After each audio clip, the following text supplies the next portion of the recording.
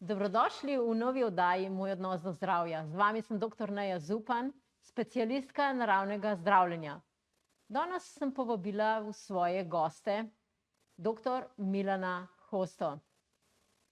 On je učenec ljuboživosti. A sem to prav ljuboživosti povedala?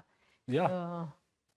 Raziskovalec, učenec. Ja, učenec, raziskovalec. Daj, majhen nam povej, kaj to točno pomeni, ker ne uporabljajo velikokrat te besede. Tako da dobrodošel v tej oddaji in greva. Ja, najprej hvala, Neja, za vabilo. Z veseljem dam tukaj v bistvu pravzaprav čim več enega duha, tako kot ga tudi ti širiš, za zdravje. In v bistvu jaz sem ga ujel v to besedo ljuboživost. Malo sem se igral, ko sem pisal svojo knjigo o dihanju, s tem v bistvu, pa kaj sploh človek, pa kakšen je namen človeka. In zdaj tukaj mogoče se vsak najde sam noter, ampak nekaj, kar prežema, se mi zdi tistega pristnega iskalca resnice v življenju, je ta v bistvu ljubeča prisotnost celega polja. In jaz sem potem prišel do tega, da najlažje tukaj najdem besedo ljuboživost.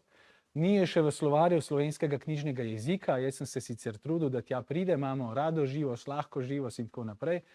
Ampak evo, zdaj pa sem protagonist še te ljuboživosti, pa morda kdaj pride tudi uradno v naš slovar.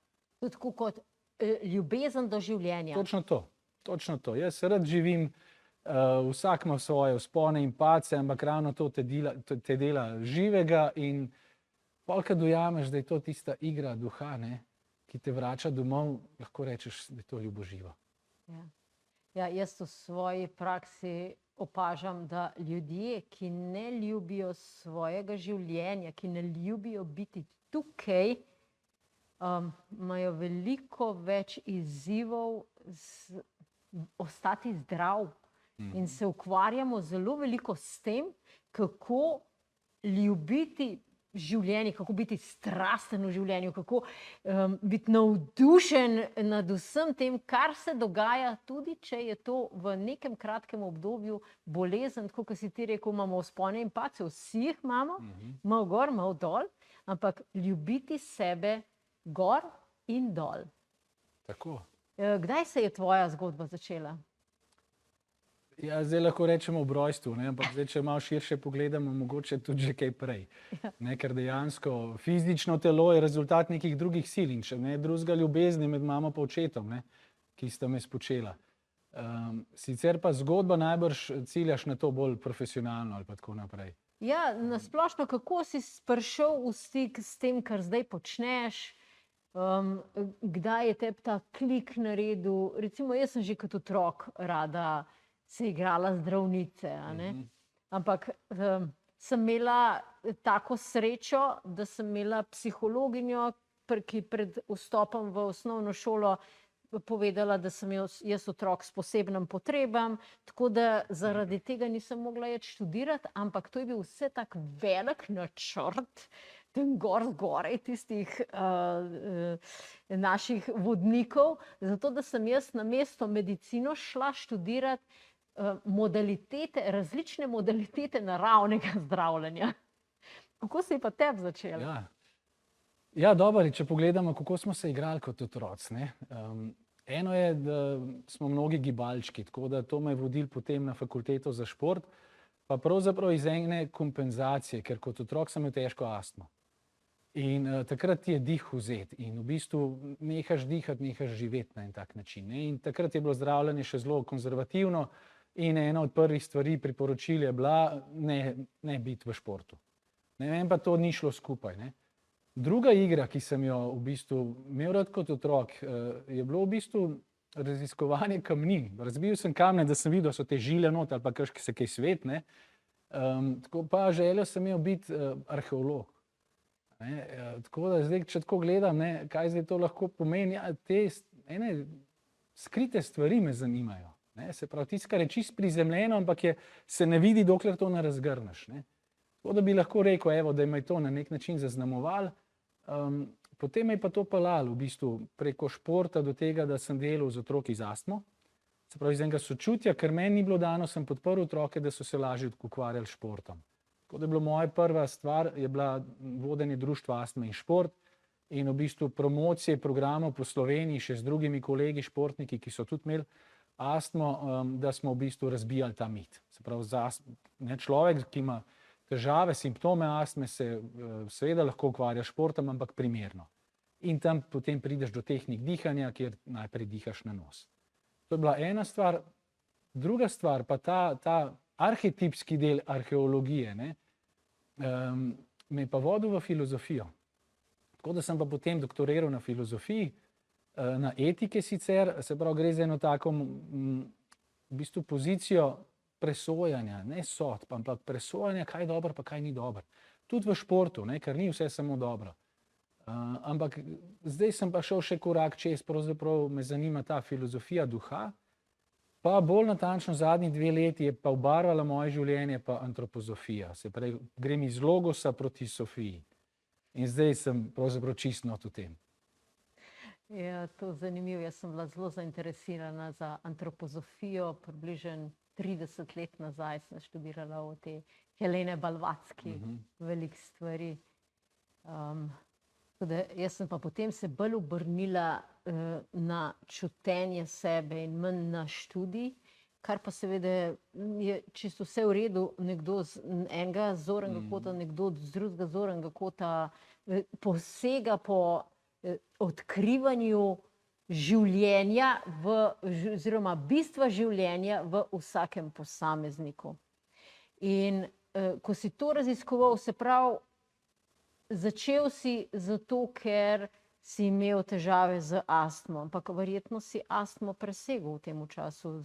Ker dihanje, saj to, kar jaz delam, astma je ena zelo enostavnih ozdravljivih bolezni, ki z dihanjem, s primerno hrano, s primernimi dopolnili, s spanjem, z ureditvijo črevesja, to tako pa zgine. Kakšna je tvoja bila pot? Moja pot je bila, da v bistvu astme sem se znabil v puberteti. Pri meni je bila astma sicer tudi pogojena z naporom in tako naprej, ampak potem, ko sem raziskoval te stvari, zakaj meni minilo v puberteti, sta bila v bistvu 2 glavna faktorja. En je bil, da mi je ena zdravnica, ki je nadomestila mojo uradno zdravnico, pulmologinjo, ki je bila en tak v bistvu star kamen modrosti, pa tudi še kaj drugega, kot samo modrost, mislim v kontrasmer, zelo konzervativno, je rekla, to imaš za celo življenje. Ampak potem je pa enkrat ni bilo. In mimogrede ta zdravnica je kadila in tako lečik pred stranko, pred bolnikom ugasnila. V tistih časih še se je dalo v ambulantah kaditi. No, ampak potem je pa ena mlajša pa rekla, veš, enim pa to v puberteti mine. In jaz sem bil star 8-9 let, sem rekel, aha, mogoče pa to jaz. Tako da mi je pustila razpoko. Se pravi, če imaš astmo, to ne pomeni, da imaš celo življenje. Ampak seveda odgovarja nekaterim, da te vodijo kot bolnika celo življenje. To je bil en moment. Drug moment je bila pa moja puberteta, kjer sem se v bistvu nezavedno uprl vzorcem, ki sem jih na nek način nabral nase, skozi življenje, obrambne mehanizme, preživetvene in tako naprej. In sem ponavljal drug letnik v srednji šoli, v bistvu zato iz razlogov, da dvigne mama roke nad mano. Da bom jaz po svoje živel naprej. In to mi je kar dobro uspelo. Takrat je dvignila roke in rekla, nič, daj sam. In jaz sem takrat dobesedno zadihal na nek način. In od takrat naprej nimam več nobenih simptomov in tudi nimam več astme. Je pa v slovenskem jeziku lepa beseda, ki me je tudi vodila potem v raziskovanje na duha. Se pravi, astma je stvar diha in tudi duha. Zato zdaj, ko v bistvu jaz se ukvarjam s tem, da podprem kakšne stranke, velikokrat gledam tudi ne samo v bistvu, kar je polovica zgodbe iz telesa navzgor, ampak tudi od duha navzdol. Sreča se vse to v srcu, v duši, da ima tako reči. Tako da astma duši, zato je to stvar pravzaprav tudi duševnosti in iz tega tudi duha. O tem pa se pogovoriva naprej po oglasih in se kmalu spet vidimo. Rekel si, da je astma povezava z duševni nivo, fizični nivo, Kako si to dvoje med seboj povezal? Verjetno si tudi pri sebi, ko si rekel, da ko je mama pač rekla, lej, zdaj pa dosti, zdaj pa sam to reš in si dejansko zaživel.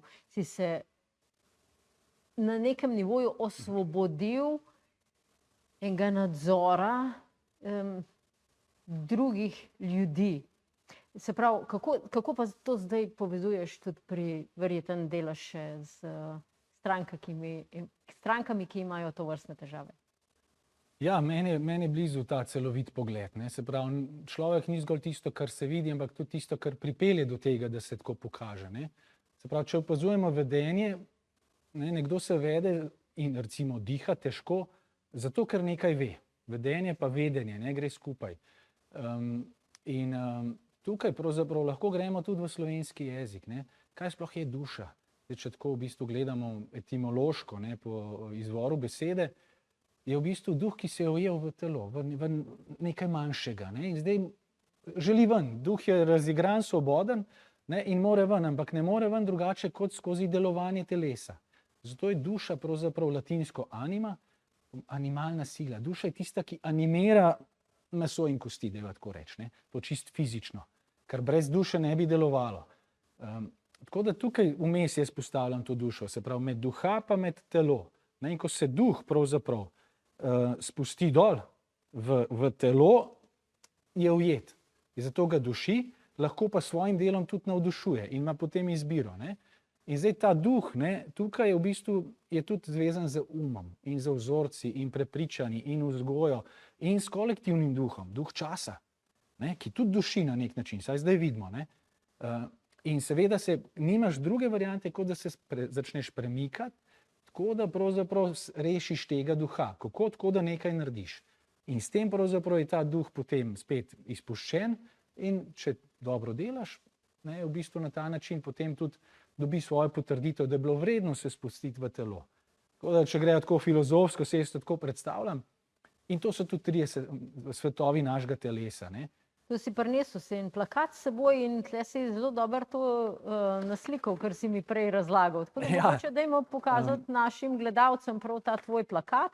Evo, tole je nekako ljuboživost. Ljuboživost, ne, v bistvu, ki zajame celotno, ne, in telo in dušo in duha. In če samo tako na hitro pogledamo, ne, tle sem želel v bistvu dati noter to anatomijo, ki je tako, bomo rekli, trdo, naravoslovno, znanstvena, in pa duha, kako je not ujet in kako se kaže, ne.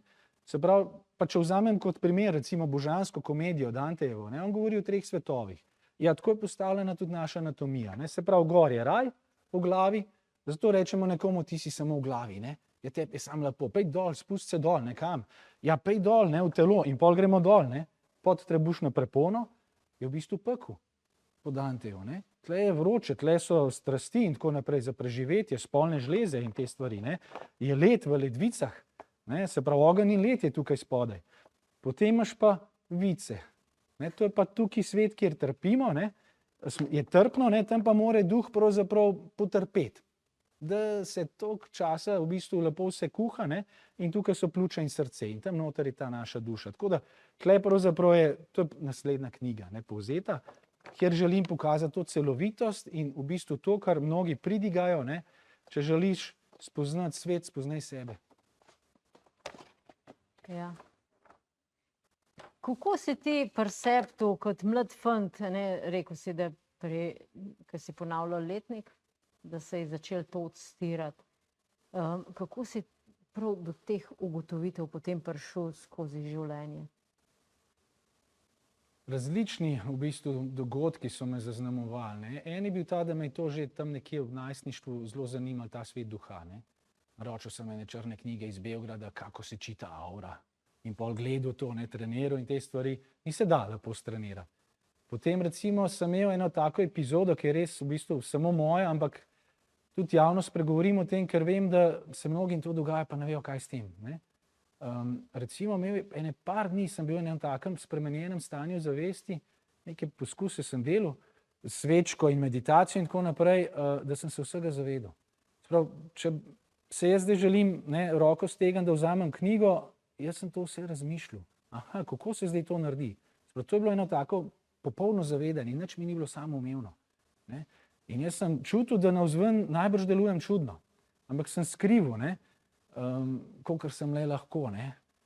Tako da to je bil ena taka epizoda, ki mi je kar ostala v spominu. Se pravi, obstaja neko polje, ko se zavedaš, da se zavedaš.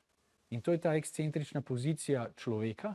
Ne samo, da se zavedaš, da nekaj čutiš, migaš zdaj z rokami, ampak da se zavedam, da jaz to delam. No, in tam dobiš tisto pravo, izvorno pozicijo, da si ti ta, ki v bistvu ustvarja svoj svet. To je ta pravzaprav stik z izvorno bitjo. In se mi zdi, da je ključno, da to gojimo, ampak potem se pa to zgubi. Ampak vedno bolj se mi vrača nazaj. Zdaj sem tudi v eni periodi življenja, 7x7 je 49, na 7 let, se mnoge stvari tudi pri meni obrnejo. Zdaj to nova oktava, ker sem že 2 leti na tej novi oktavi in vidim, kako pravzaprav se mi to vrača na drugem nivoju. Zdaj to umevam drugače. Zdaj s to svojo zrelostjo, kilometrino, znanjem tudi, na nek način gradim eno kozmologijo tega. Ok, kako je človek postavljen v ta svet. In se mi zdi, da potem, ko s tem znanjem, s tem vedenjem, mogoče še boljš, pristopaš do ljudi, dobiš stik z eno tako, štajnersko rečeno, antropozofsko, ta imaginacija, inspiracija pa intuicija. Zdaj mi je jasno, kje to leži, v meni noter, čisto anatomsko, ker kot športni pedagog mi je pa jasna tudi anatomija. In znam to skupaj povezati in ko zdaj to imam v svojem umu, v svojem zavedanju, se mi tudi kaže vedno bolj. In mi je to zelo zanimivo, kako na nek način naredimo ta mentalni preboj. Da brez predsodkov pač gremo, nekaj raziščemo in potem, če to kaj drži, vzamemo kot polje svoje zavesti, se ti tudi v tem začne pojavljati nekaj novega. Tako da na ta način potem tudi stranke, sebe, svet gledam drugače. Ti si prišel do teh stvari tudi skozi dihanje, ker dih, jaz tako razlagam, dih je duh. In ko dihamo, v bistvu duha peljemo noter. Ja. Imaš še kaj drugega, oziroma daj nam nekaj več povej o tem? Res je, tukaj imamo dve besedi, dihanje pa duhanje. Dihanje velikokrat zvedemo tako fiziološko, biomehansko, duhanje je pa pol že mistično, pa se ne želimo s tem ukvarjati. Podobno v angleškem jeziku, breathing pa respiration. Se pravi, spirit je na nek način že zraven, če gremo v to. Ja, moč diha je ravno ta, da v bistvu je lahko to tista prva zavest. To je pravzaprav tudi na nek način prvi dih, ko se rodiš in človek živi, ko diha, ko stvar neha dihati, ko človek ne diha, pač umre. Zato je to ena taka temeljna zavest. In najkrajše obdobje lahko zdržimo brez diha. Brez hrane lahko post delamo, 40 dni, brez vode en teden, brez diha pa par minut, pa so v bistvu možganske okvare toliko močne, da ne funkcioniraš več. Se pravi, dihanje je v bistvu prvi življenjski naboj, prva hrana. In ta hrana zdaj ni samo fiziološki dih, kisik in tako naprej, pa dušik, ki ga največ v zraku mimo grede, ampak je ta duh. Se pravi, ko mi začnemo to gledati kot to prano, kot hrano tega duha, potem ne rabiš toliko fizične hrane. To sem jaz ugotovil. Se pravi, kot rečemo, če te duh ne napaja, če ne delaš stvari z veseljem, v bistvu te to izčrpava. In potem kompenziraš lahko s fizično hrano, da dobiš energijo. Ko pa si dovoliš, da si navdušen, se pravi, da si inspiriran s tem izvornim duhom, izvorno iskrco, ki napaja tvojo dušo, ti si nahranjen na eterični ravni. In na fizični potem sploh ne rabiš toliko. In z dihom, ko ga peleš dol, lahko greš v te svoje prostore zavesti, lahko greš v organe, lahko greš po sakralni tekočini.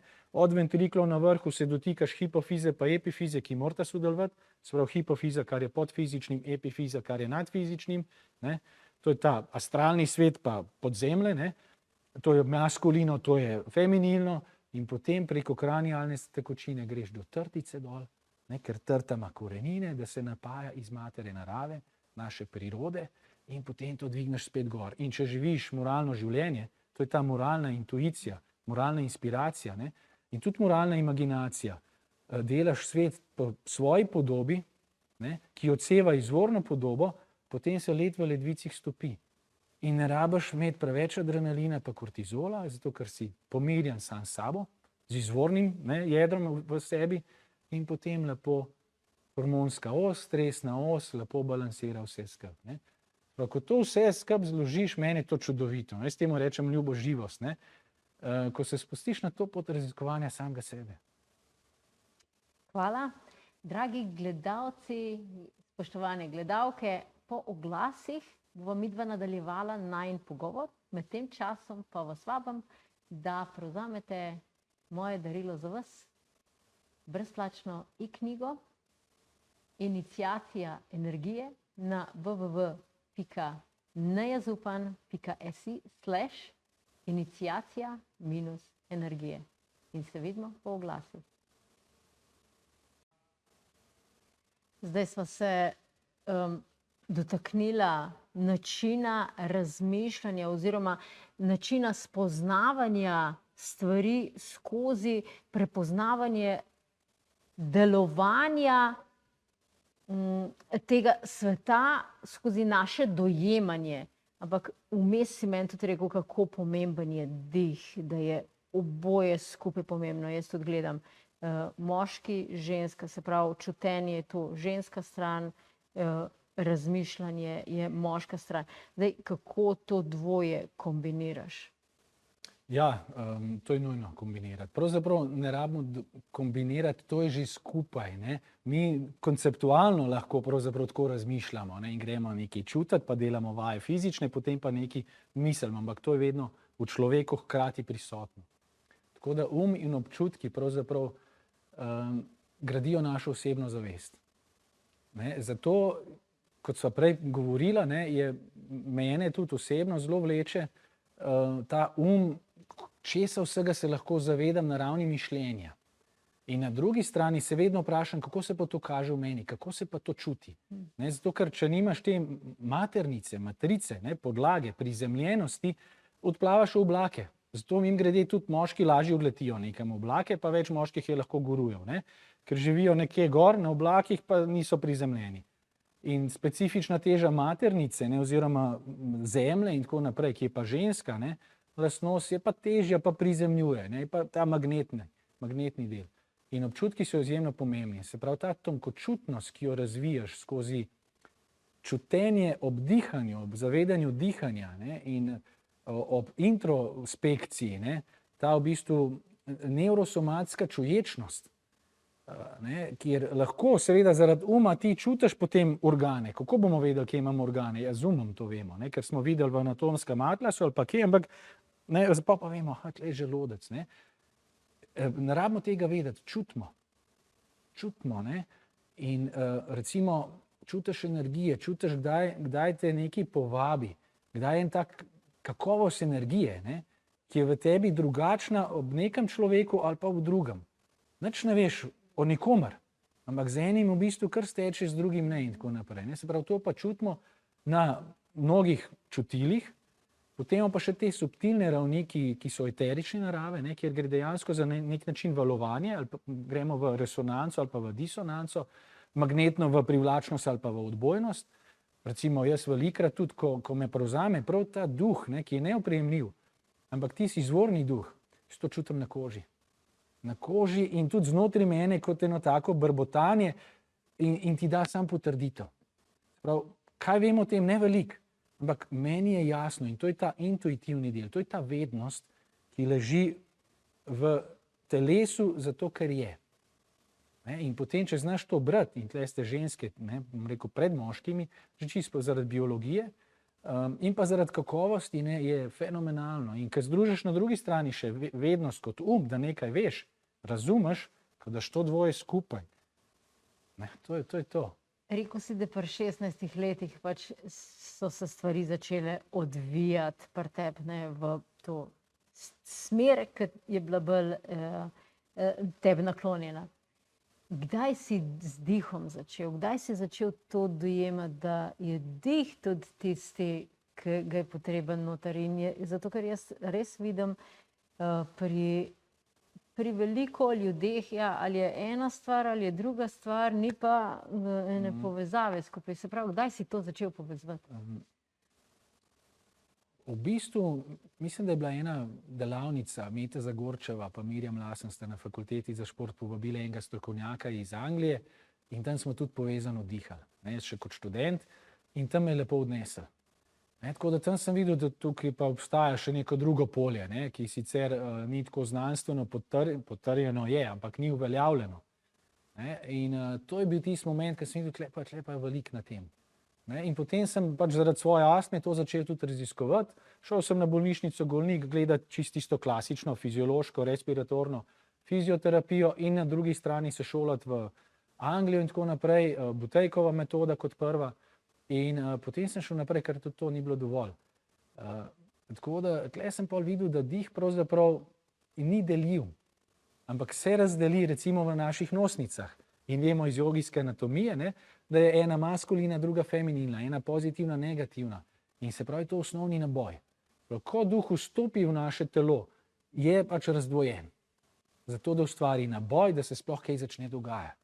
Tako da iz tega ven, iz diha sem prišel do duha in ga raziskujem tako telesno kot duhovno, dajem skupaj te stvari in uživam v tej napetosti, ki včasih tudi ni lepa, tako kot v življenju vse, ampak tako kot na začetku sem rekel, če pa znaš opazovati, se zavedati, da se zavedaš, da opazuješ, in ti se zavedaš opazovanja, to je pa pravzaprav stvar, ko se mi zdi, ti omogoča, da sprejmeš, radikalno sprejmeš to, kar se dogaja. Se ne dogaja te, ker ti si ta opazovalec, ki se zaveda, da se zaveda. In tam noter potem dobiš moč spremembe. V dihu, če dovoliš samo še to, se pa to kaže in spontano in načrtno pri prekinitvah diha. Sprav mi lahko povezano dihamo, vdih se prevesi v izdih in tako krožimo, nekje v življenju pa, ali pa pogosto v stresu, je pa vdih, pa kar zadržimo. In izdih pa mogoče zadržimo to praznino. No, s tisto manipulacijo, tam, ko se začne, se pa mi lahko na nek način zavestno, če se tega zavedamo, vtaknemo v te elemente, 5 elementov, teh eterskih recimo, v naše življenje in smo kreator tega. Ja. In to je moč diha. Ja, moč diha. Mislim, imamo razne tehnike dihanja. Ja. Jaz sem študirala kar precej joge in vse so usmerjene v to, da mi duha dejansko pripeljemo v telo in živimo to življenje, izkušamo to življenje in ustvarjamo to življenje. In potem pride, ko ustvarjamo, pride ljubezen. Pred časom sem prav na to temo razmišljala. Ljudje, ki ne ustvarjajo, so veliko bolj podvrženi raznim boleznim. Ja, so potrošniki, dajmo tako reči. Če ne vzameš stvari v svoje roke, pol jih pač trošiš, tako kot ti drugi ponudijo. Tako na mentalni ravni, kot na fizični in zdravje temu sledi. Ja, tako. Tako da zdaj se midva približujeva koncu najinega čudovitega pogovora in kakšno zadnje sporočilo našim gledalcem, mogoče tudi to tukaj sprinesel eno knjigo, če nisva o knjigi govorila. Se pravi, kaj bi ti sporočil našim gledalcem? Če ostanejo pri dihanju, hvala za to priložnost. Tle sem napisal, dihanje pove o človeku več kot osebna ali zdravstvena izkaznica. Globok in zavestno dihajte. Ko globoko vdahneš, vzameš tudi tega duha in ne pozabi, da ta duh, če je izvorne narave, prihaja iz polja ljubezni in je razigran in želi biti svoboden, ampak vzame v zakup to, da bo se prizemljil zato, da pokaže, kaj zna narediti. In tukaj ne pozabiti nase. To je tisto, ker v bistvu vse, kar prihaja v nas, se tudi vrača gor. In človeštvo je danes v dobi, ko smo se dotaknili tal, ko smo najbolj prizemljeni, najbolj zmaterializirani in to se vidi že v tej digitalizaciji in transhumanizmu, ampak druga pot vodi pa v odboj nazaj gor. Se pravi, če je bila prizemljitev, je potem tudi na nek način v nebovzetje, ampak ne govorim v bistvu simbolnem jeziku kot takem, ampak o tem, da ko človek pri sebi dojame, da je duh, da je ta zavest pravzaprav in da je v osnovi ljubeče in razigrane narave, potem temu tudi zdravje sledi. Ja, hvala lepa, Milan, za tvojo prisotnost v tej oddaji, Moj odnos do zdravja. Zelo prijetno je bilo poklepetati prav o tej združitvi dveh polov. In drage gledalke, spoštovani gledalci, jaz vam želim, da čim bolj združite oba pola v sebi, ker mi imamo v sebi tako ženski kot moški pol, ne glede na spol, ki ga ima to telo, in šele ko smo yin in yang skupaj, lahko živimo polno življenje. Jaz sem za vas pripravila tudi eno posebno darilo, knjigo 7 korakov za zdrav začetek dneva, ki ga lahko prevzamete na www.nejazupan.si/iniciacija energije, ker to je iniciacija v tvoj dober dan, ko dvigneš energijo za to, da jo lahko koristiš za svojo ustvarjalnost. Se vidimo v naslednji oddaji. Lepo se imejte.